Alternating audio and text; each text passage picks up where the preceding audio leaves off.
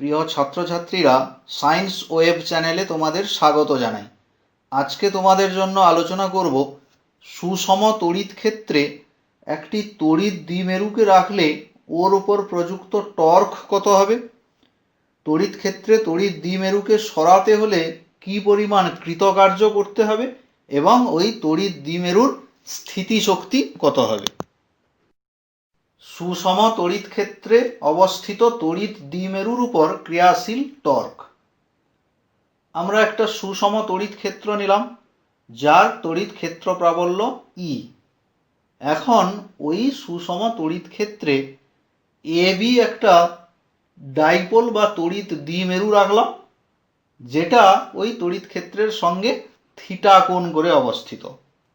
তাহলে ই সুষম তড়িৎ ক্ষেত্রে এ বি একটা তড়িৎ দ্বিমেরু রাখলাম, যেটা তড়িৎ ক্ষেত্রের সঙ্গে থিটা কোণ করে অবস্থিত, এবং ওই ইলেকট্রিক ডাইপোলের আধান দুটো হবে মাইনাস কিউ এবং প্লাস কিউ। এখন আমরা জানি ধনাত্মক আধানকে একটা তড়িৎ ক্ষেত্রে রাখলে তড়িৎ ক্ষেত্র ওই আধানের উপর একটা বল প্রয়োগ করবে এবং সেই বলের অভিমুখ হবে তড়িৎ ক্ষেত্রের দিকে। তাহলে এক্ষেত্রে প্লাস কিউ আধানের উপর প্রযুক্ত বল হবে কিউ ইন্টু ই, অভিমুখ হবে তড়িৎ ক্ষেত্রের দিকে। আবার ঋণাত্মক আধান মাইনাস কিউর উপর প্রযুক্ত বল হবে কিউ ইন্টু ই, কিন্তু অভিমুখ হবে তড়িৎ ক্ষেত্রের বিপরীত দিকে। তাহলে এক্ষেত্রে কি হচ্ছে না, ওই তড়িৎ দ্বিমেরুর উপর দুটো সমান সমান্তরাল এবং বিপরীতমুখী বল কাজ করছে। তাহলে ওই তড়িৎ দ্বিমেরুর উপর লব্ধি বল কত হয়ে যাবে? শূন্য হবে। সমপরিমাণ বল এবং বিপরীত দিকে যদি কাজ করে তাহলে সেক্ষেত্রে লব্ধি বল শূন্য হবে। কিন্তু যেহেতু বল দুটো সমান্তরাল এবং একই বিন্দু থেকে বিপরীত দিকে ক্রিয়াশীল নয়, তাই কি হবে না, ওই তড়িৎ দ্বিমেরুর উপর একটা টর্ক কাজ করবে। কিউ ই পরিমাণ বল সমান এবং সমান্তরাল এবং বিপরীতমুখী, তাই তড়িৎ দ্বিমেরুর উপর একটা টর্ক কাজ হবে বা টর্ক প্রযুক্ত হবে। কি হবে সেই টর্কের মান?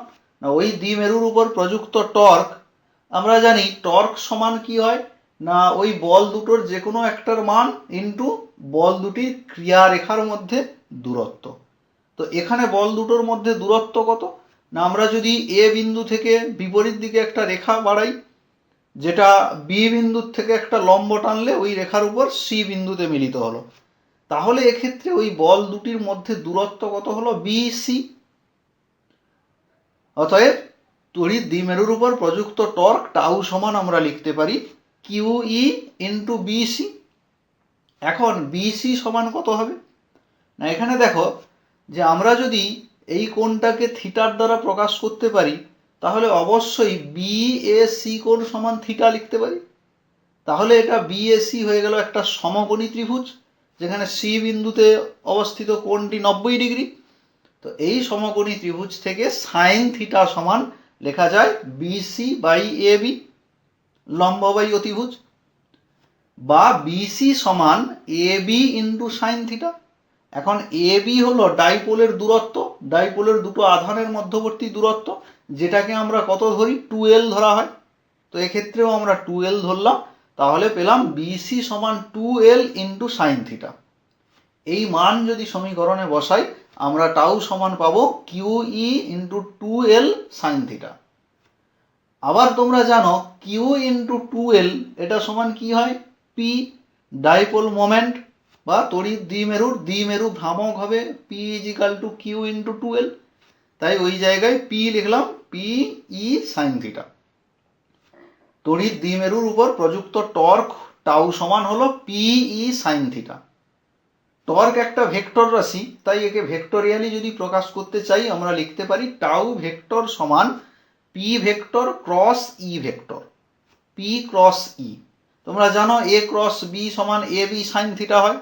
তো এক্ষেত্রেও পি ই সাইন থিটাকে আমরা লিখলাম পি ক্রস ই, এবং যেখানে থিটা হবে পি ভেক্টর এবং ই ভেক্টরের মধ্যবর্তী কোণ। এখন দেখো এই মধ্যবর্তী কোণ থিটা যদি 90 ডিগ্রি হয়, অর্থাৎ তড়িৎ ক্ষেত্রের সঙ্গে যদি লম্বভাবে অবস্থিত হয়, সেক্ষেত্রে কত হবে টাউ এর মান? দেখো সাইন থিটা, থিটার জায়গায় 90 ডিগ্রি বসালে সাইন 90-র মান 1, তাহলে টাউ ইজিক্যাল টু হবে পিই। এটাই হবে টর্কের সর্বোচ্চ মান, তাই আমরা লিখতে পারি টাউ ম্যাক্স ইজিক্যাল টু হবে পিই যখন থিটা 90 ডিগ্রি।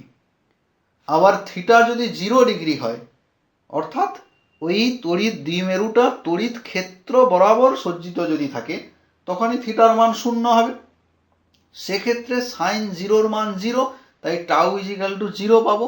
এটাকেই আমরা টর্কের সর্বনিম্ন মান বলছি, তাই টাউ মিনিমাম ইজিক্যাল টু 0 যখন থিটা 0 হবে। তাহলে আমরা কি দেখলাম না, একটা সুষম তড়িৎ ক্ষেত্রে তড়িৎ দ্বিমেরুকে যদি রাখা হয়, যখন 90 ডিগ্রি কোণ করে রাখা হবে তখন টর্ক সর্বাধিক হবে, যখন 0 ডিগ্রি করে রাখা হবে অর্থাৎ তড়িৎ ক্ষেত্র বরাবর রাখা হবে তখন টর্ক সর্বনিম্ন হবে।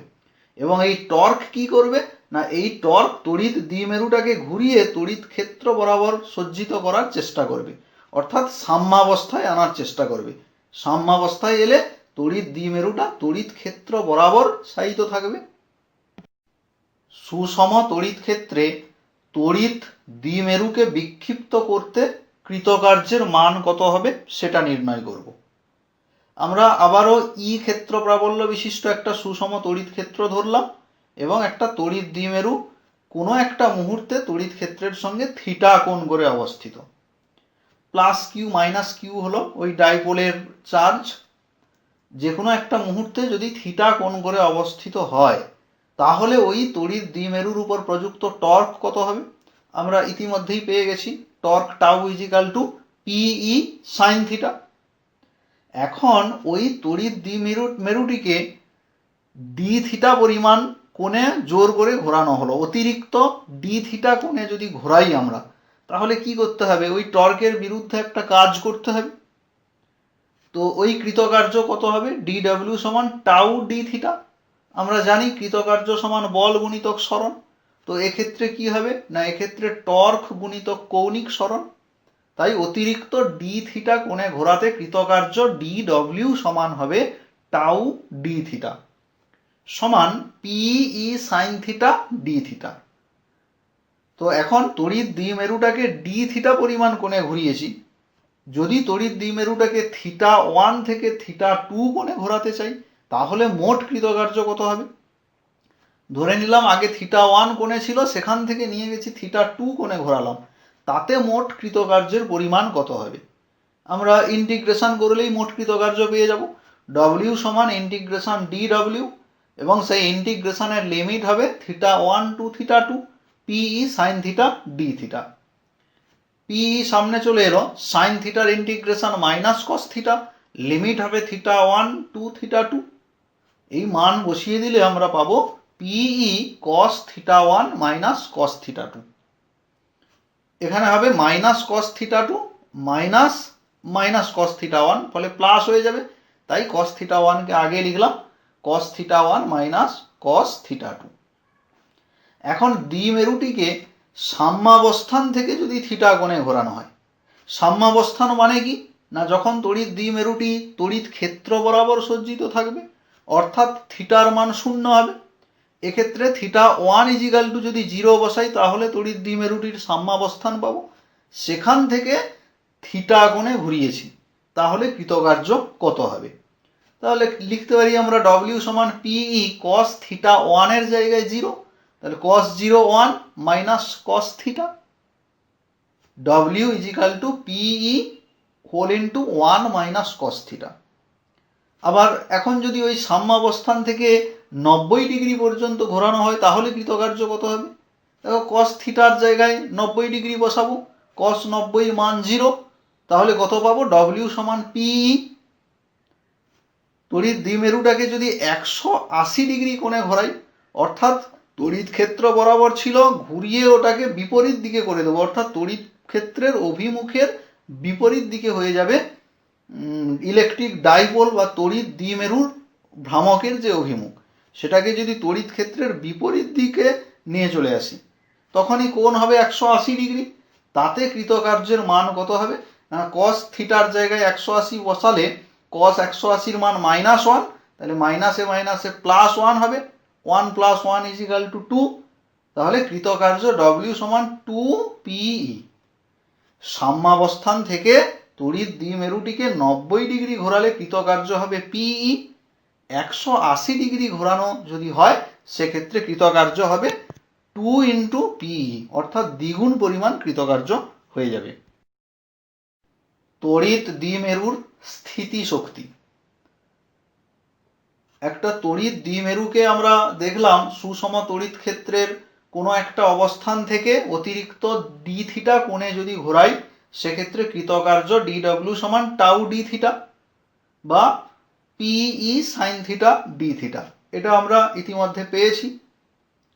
এখন এই কৃতকার্যই কি হবে, ওই তড়িৎ দ্বিমেরুর মধ্যে স্থিতিশক্তি আকারে সঞ্চিত থাকবে, পোটেনশিয়াল এনার্জি আকারে ওই দ্বিমেরুর মধ্যে কিন্তু এই কৃতকার্যটাই শক্তি আকারে সঞ্চিত থাকবে।